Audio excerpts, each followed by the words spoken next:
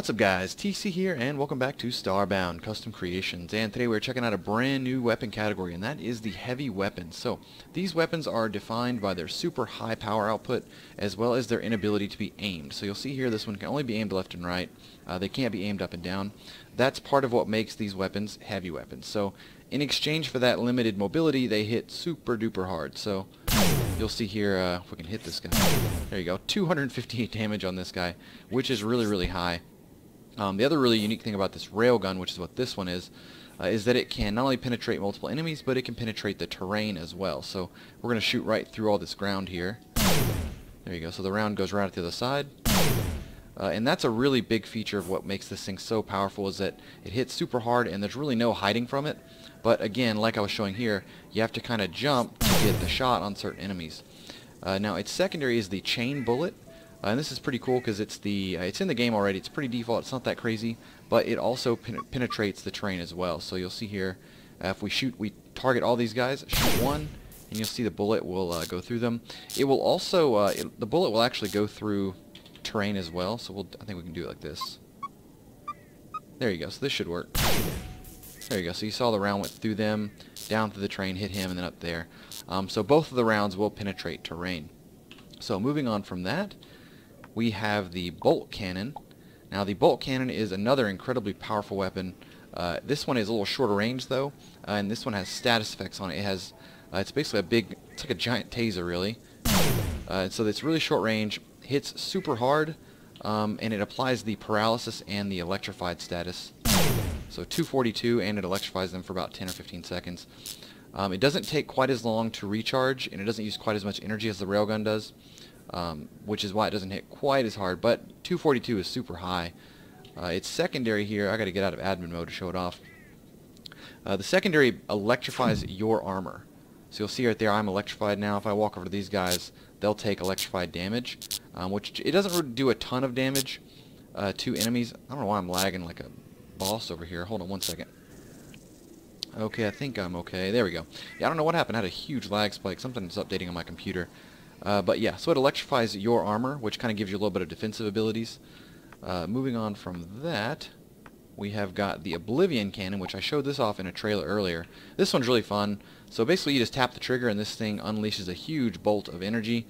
You don't have an option though, like you basically can't pulse fire this. You have to fire the whole thing or nothing at all. So that's the whole pulse right there. Does a ton of damage. One thing you can't see, and you won't see with Punchy here, is that this weapon does, it adds the explosive death, what is it, death bomb status? Hold on, I'm going to speed up time real quick. Whoopsie. There we go.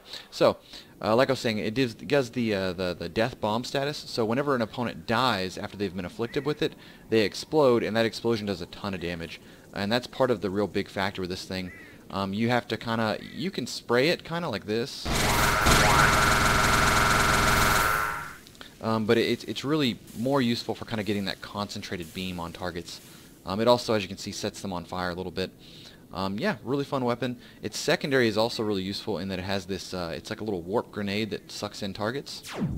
So if this blows up, there we go, sucks them in like that, which this is just kind of useful for kind of getting that concentrated fire, and then so that way you can start hitting them with that death bomb status, so when they blow up they're kind of all in one area. So you can use this one, the primary and secondary abilities synergize really well. And the last one here is the Gatling Gun. Now the Gatling Gun has gone through a lot of iterations. It started off as a chain gun and was not a heavy weapon, which you guys might remember a while back.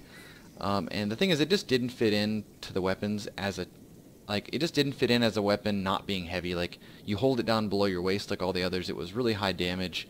So I just kind of went in and made it a full-on heavy weapon. And as you can see, it will do a ton of damage. It's got a secondary, which I think it gives you a shield. Let's see. There you go. Yeah, so it gives you a shield on secondary, which kind of allows you to take a bunch of hits. This shield is a percentage of your armor. I'm not sure quite what the percentage is.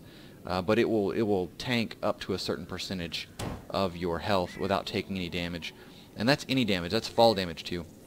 So this really kind of benefits and works well with this weapon. It means you can kind of run into a fight and just pop this shield up and just go to town on stuff. It's a super strong weapon. It does have the penetrating rounds.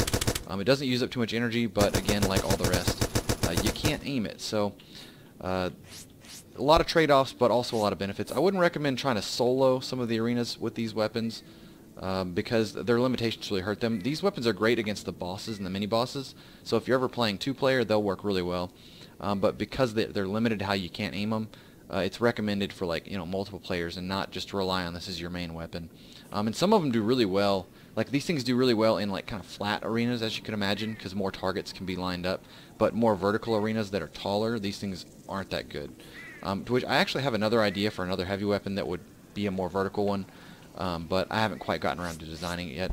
So anyways, that's going to wrap up today's episode. If you guys have any ideas for weapon categories and stuff like that, I've been seeing a lot of really great stuff. I've been seeing glaives, and what was one? I saw one dude had one. I wish I could remember it. But I'm working on making some glaives if I can. They're kind of tricky.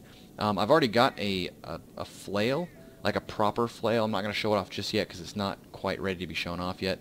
But if you guys have any weapon suggestions or categories like that, let me know in the comments below.